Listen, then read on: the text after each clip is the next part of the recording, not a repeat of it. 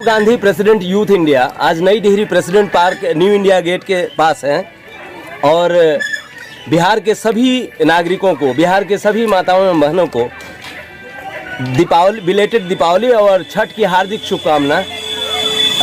मैं बिहार के सभी लोग जो बिहार से बाहर रहते हैं, दिल्ली में, बॉम्बे में, इवन मॉरिशस में, जहाँ भी रहते हैं सभी लोगों को छठ की हार्दिक शुभकामना।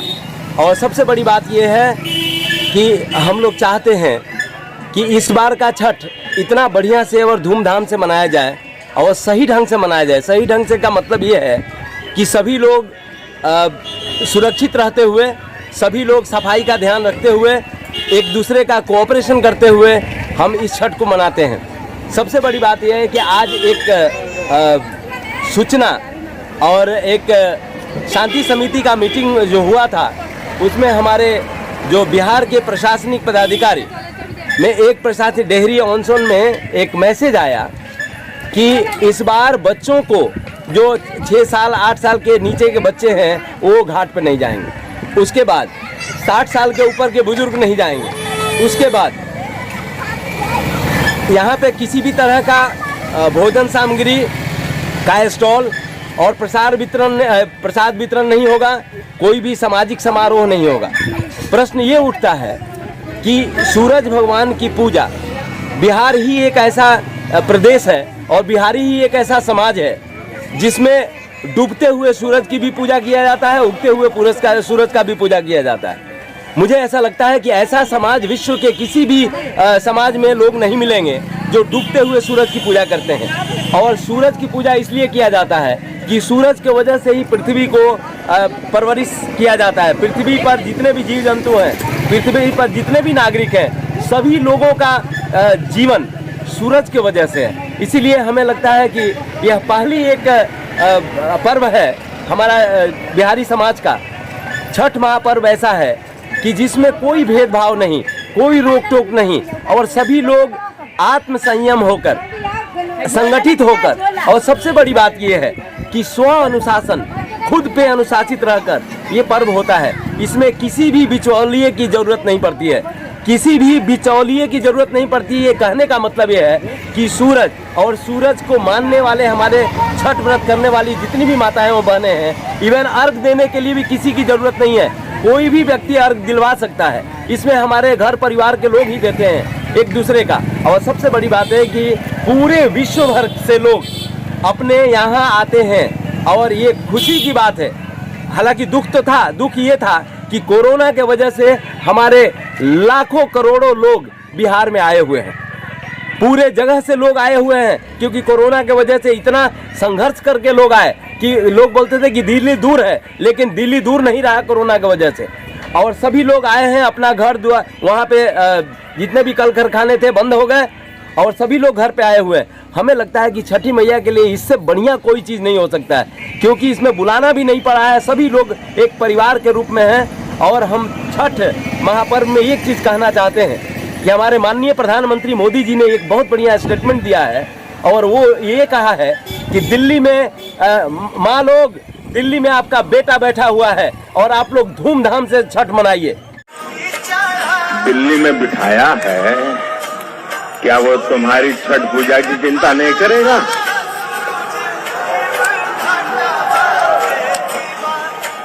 मां, छठ पूजा की तैयारी करो, दिल्ली में तुम्हारा बेटा बैठा है।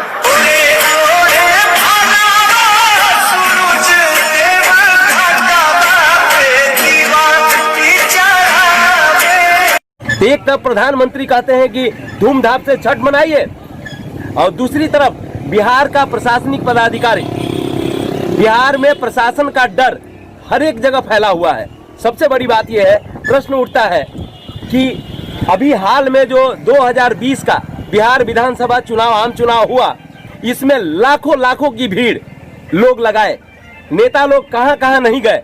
और सबसे बड़ी बात यह है कि उन लोगों को घर घर जाना था, गांव-गांव जाना था। जितने भी निर्वाचन आयोग ने जो नियम लागू किया था, उसका धज्जी उड़ा। कोई भी प्रशासनिक पदाधिकारी पीएम से ये नहीं पूछने गया कि आपके ये जनसभा में इतना सैलाब क्यों है।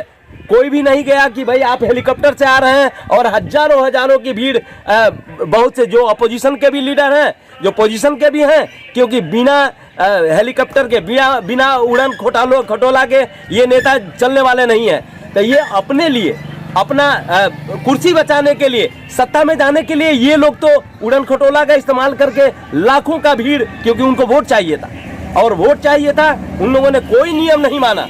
लेकिन आज जब ये बीच में दुर्गा पूजा बर्बाद हो गया, दुर्गा पूजा में कोई दुर्गा पूजा नहीं, यानी बिहार के लोगों ने, भारत के लोगों ने अपने सामाजिक और सांस्कृतिक कार्यक्रम को बलि दे दिया इस कोरोना के वजह से।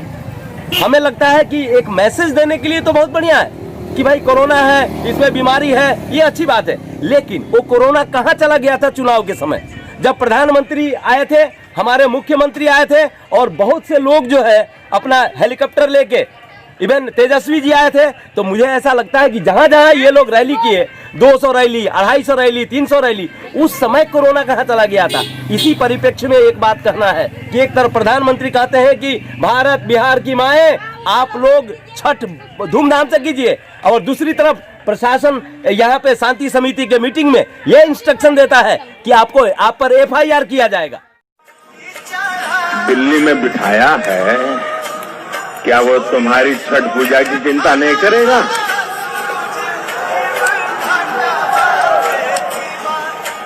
मां छठ पूजा की तैयारी करो, दिल्ली में तुम्हारा बेटा बैठा है।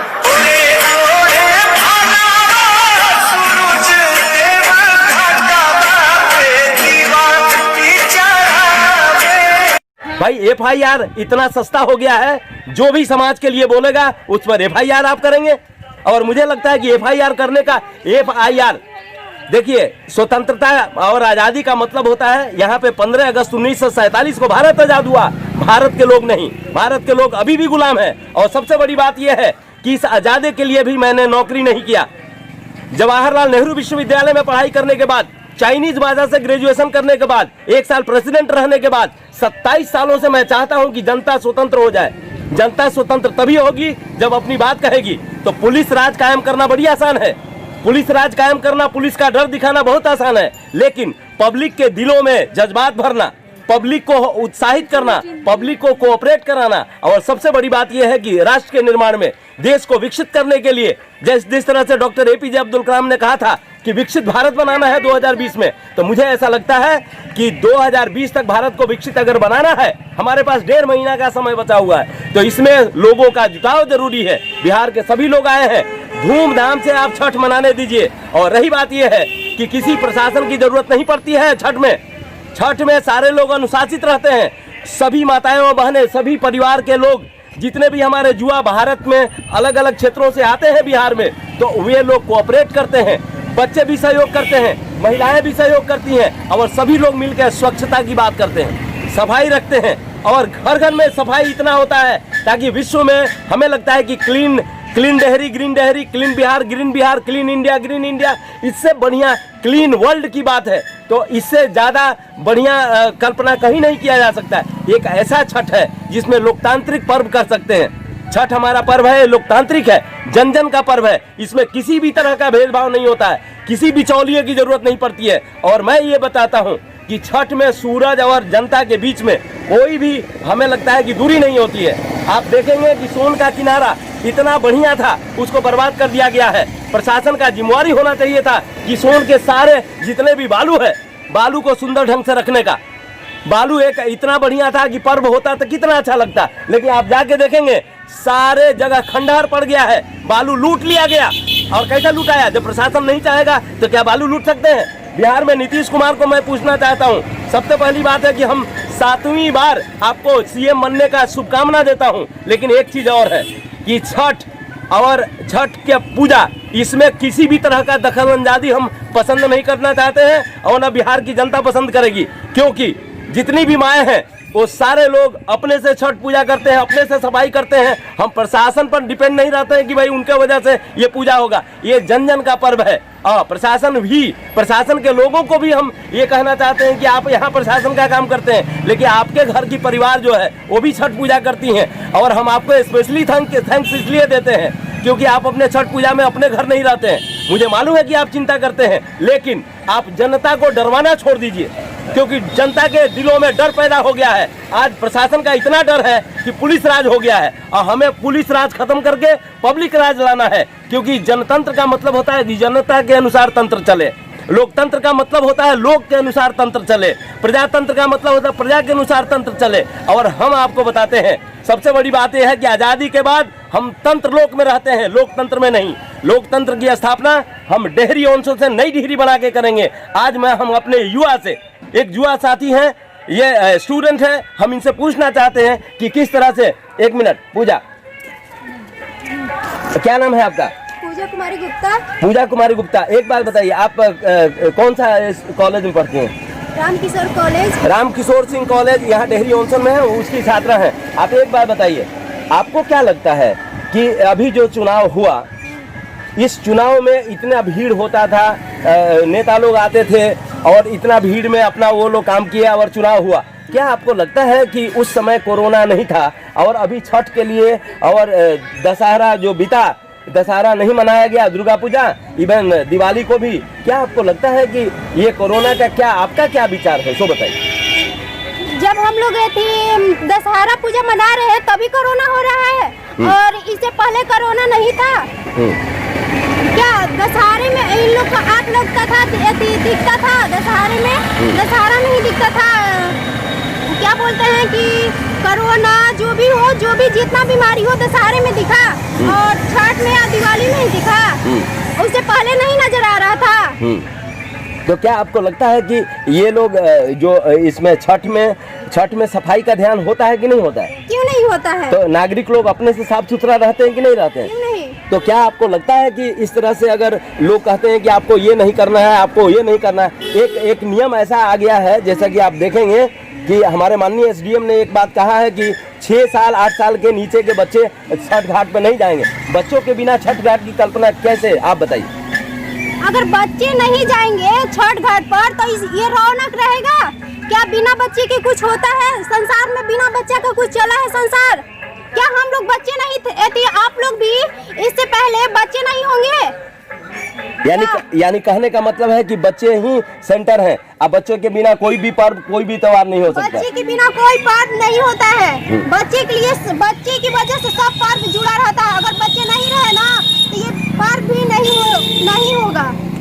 और एक चीज आया है कि किसी भी तरह का प्रसाद वितरण, जबकि छठ में क्या होता है कि प्रसाद बनाया जाता है तो सभी लोगों को प्यार से बुला के और छठ में प्रसाद वितरण किया जाता है, जिसको बोलते हैं रसिया और रोटी, जैसे कि बांटा जाता है प्रसाद के रूप में, और उसका एक अलग महत्व है। तो मुझे ऐसा लगता है कि जब यही चीज रुक जाएगा तो छठ मनाने का क्या मतलब है? आपको क्या लगता है कि क्या उसमें प्रसाद खाने में अगर रोक लगेगा कि प्रसाद मत बनाइए, प्रसाद मत वितरण करिए, तो क्या आपको लगता है कि ये गलत है कि नहीं है? क्यों नहीं प्रसाद बनाएंगे और क्यों नहीं करेंगे छठ? क्यों नहीं पंडाल बनेगा? पंडाल क्यों रोका जा रहा है? आखिर क्यों? उस वक्त नहीं था कोरोना, जिस दिन पंडाल लगा था रैली के लिए, उस दिन पंडाल नहीं था, कोरोना था नहीं था, और ये छठ के लिए कोरोना हो गया और रैली के लिए कोरोना नहीं था। सबसे बड़ी बात है कि पूजा कुमारी गुप्ता का ये कहना है कि आप इतने बड़े बड़े पंडाल लगाकर, इतने बड़े बड़े टेंट लगाकर जनसभा किए तो आपको उसमें कोरोना नहीं दिखाई दे रहा था। और सबसे बड़ी बात यह है कि छठ के लिए अगर गेट बनेगा तो उसमें कोरोना है। छठ के लिए अगर एक बहुत बढ़िया सा, क्योंकि इसमें सजाने का बात है, एक दूसरे को सहयोग करने का बात है, साफ सफाई करने की बात है, तो मुझे ऐसा लगता है कि बिहार के सभी नागरिकों को हम कहना चाहते हैं, सभी माताओं एवं बहनों को कहना चाहते हैं कि देखिए, अब छठ पूजा इसलिए किया जाता है कि पूरा विश्व बंधुत्व की भावना इसमें होती है। सूरज से पूरा पृथ्वी है, और सूरज छठ में भी हमें लगता है कि आयम निजः परो बेती गणना लघु चेत साम उदार चरिता नाम वसुधैव कुटुम्बकम। तो हमें लगता है कि बिहार का यह छठ महापर्व जो है, जो अधिकांशतः एक लोकतांत्रिक महापर्व है, और इसी लोकतांत्रिक महापर्व पर ग्रहण लगाने की बात चल रही है। हम एक कहना चाहते हैं कि माननीय प्रधानमंत्री जी, आपके बातों से पूरा विश्व बंधुत्व की बात आती है, लेकिन मुझे लगता है कि आपने बिहार में आप आए थे, बिहार में आपकी सबसे ज़्यादा सीट मिली है, क्योंकि मुझे ऐसा लगता है कि आपकी बढ़ोतरी हुई है। मुझे लगता है कि आपको दुगना सीट मिला है, तो आप कोशिश कीजिए कि आप अपने मुख्यमंत्रियों को यह हिदायत दीजिए कि छठ महापर्व में आप अपना सुरक्षा दीजिए, अलग बात है, आप घाटों को सुरक्षित कीजिए, अलग बात है। लेकिन मुझे ऐसा लगता है कि किसी भी तरह के पब्लिक में डर पैदा करना, कोरोना का डर पैदा करना, ये गलत बात है, क्योंकि कोरोना के वजह से आप डर में इतना ज्यादा डरा देंगे लोगों को, ये गलत बात है। और प्रशासनिक जहां तक सवाल है, if you want to instruct all the like administrative people, those who are working in administration, they should also cooperate the people. And I am telling you that at least this is the duty of the Prime Minister of this country, that you are very sensitive, you are very democratic. If you want to convey your message to the people, you should also convey your message to the CM of different district, different state.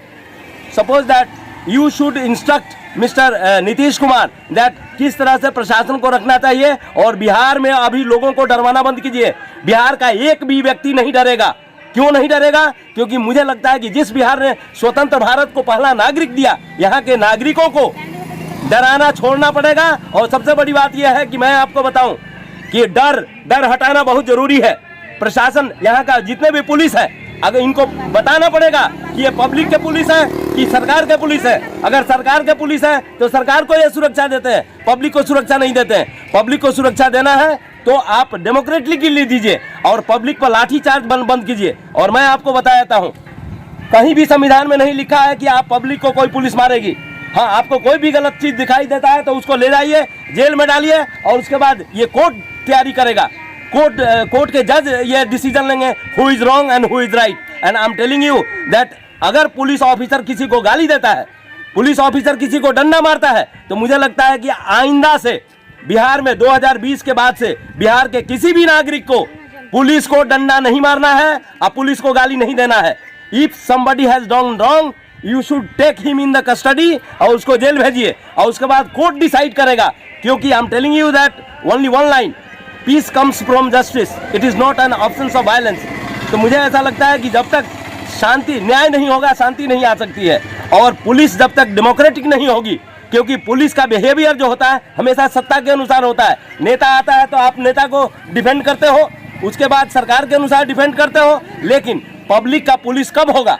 इसीलिए मुझे लगता है कि public का police बनना है तो public को फ्रीडम दीजिए, कोऑपरेशन कीजिए। और जैसा कि अभी पूजा ने कहा कि नहीं मनाएंगे, छठ मनाएंगे, छठ सोन घाट में ही होगा।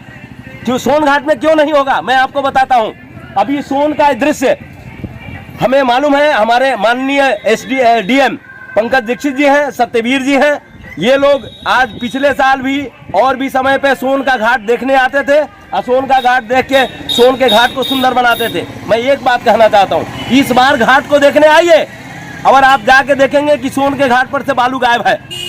और सबसे बड़ी बात है कि हम खुश हैं इस बात के लिए कि आपने माननीय डीएम पंकज दीक्षित ने एक बात कहा था कि अगर कुछ दिक्कत हो सकता है इस डिस्ट्रिक्ट में तो जल संकट होगा। और मुझे लगता है कि बालू ही खत्म हो जाएगा तो जल संकट तो होना ही है। लेकिन हमें लगता है कि छठ के वजह से सोन का घाट बनाना बहुत जरूरी है। अभी भी 4 दिन का समय है। हम माननीय डीएम साहब से, माननीय एसडीएम से, माननीय पुलिस पदाधिकारी से ये कहना चाहते हैं कि आप लोग सही ढंग से कम डेहरी के घाटों को सुंदर बनाइए, क्योंकि अगर नहीं बनाएंगे तो ये छठ पूजा ठीक से नहीं होगा। अब पूजा होगा इसलिए होगा क्योंकि मुझे ऐसा लगता है कि छठ पूजा में हमारे सभी माताएं और बहनें आएंगी और सारे लोग अच्छा से छठ मनाएंगे, एक दूसरे का कोऑपरेट करेंगे। लेकिन पुलिस प्रशासन का ये मतलब नहीं होना, आज़ादी के बाद ये नहीं होना चाहिए कि डरा दे लोगों को।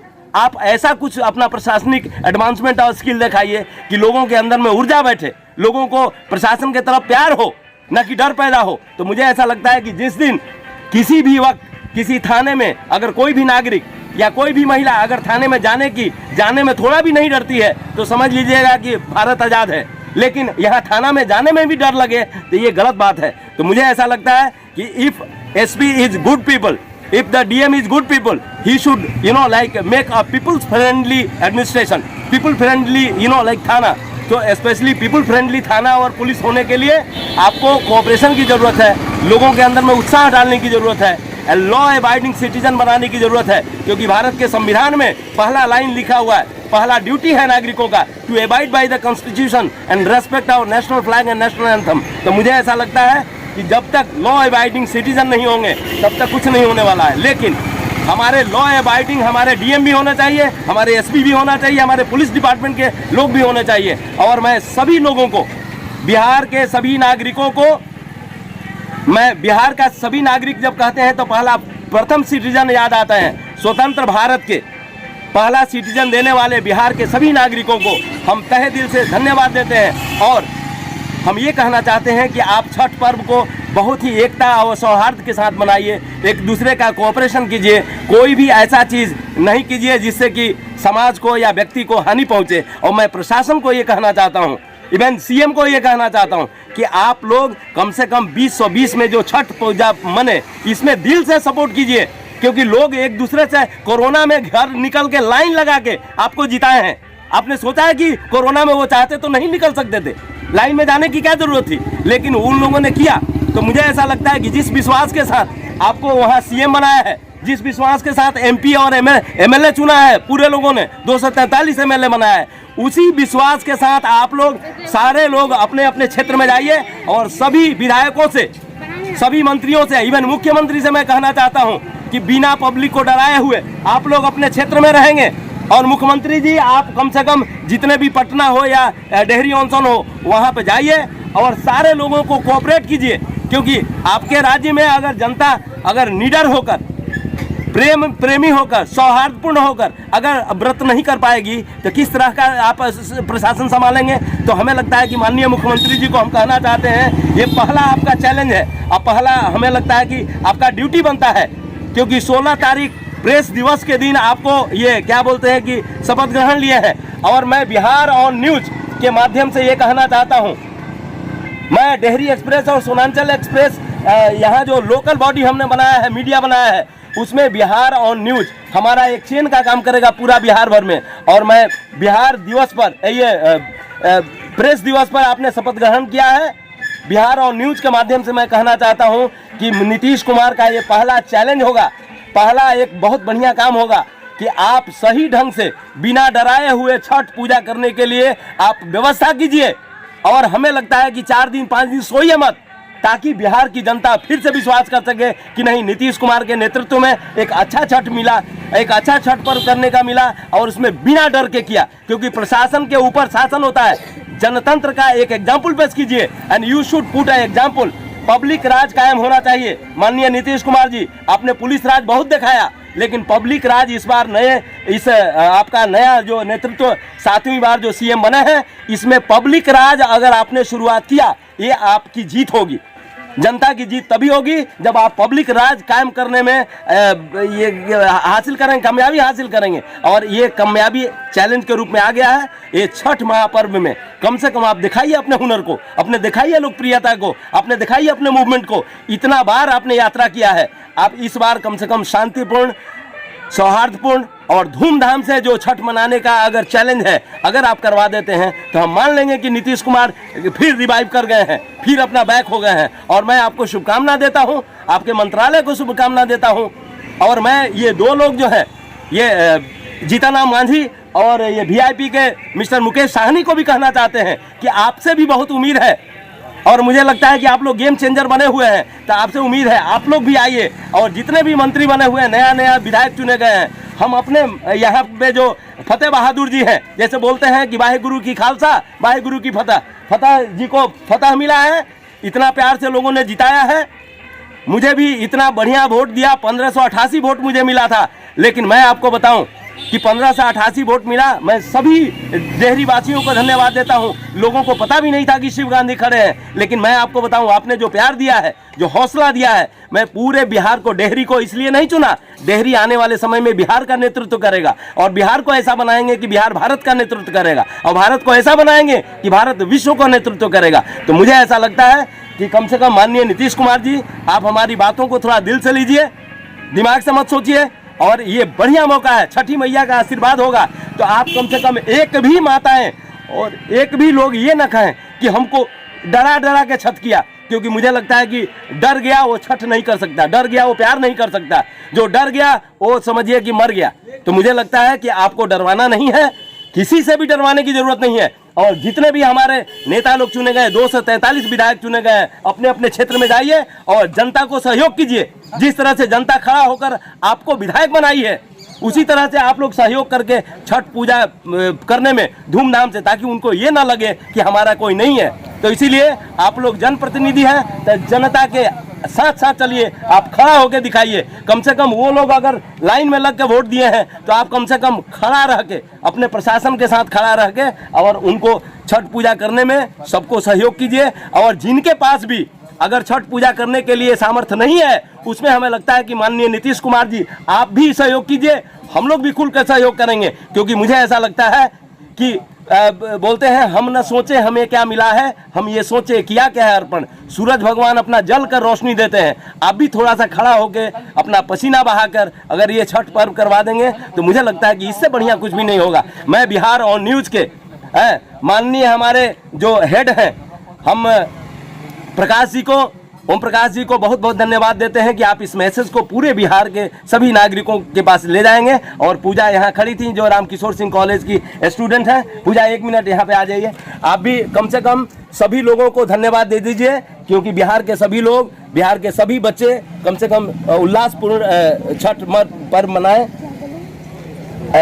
आप धन्यवाद दे दीजिए सबको। नमस्कार। बोलो। छठ पूजा का हार्दिक शुभकामनाएं आप सभी लोगों को। आइए बैठिए। हो सके तो आप लोग ध्यान दीजिए इस पर कि हम लोग छठ पूजा अच्छा से मना सके। और बस हम लोग यही चाहते हैं, बस और कुछ नहीं।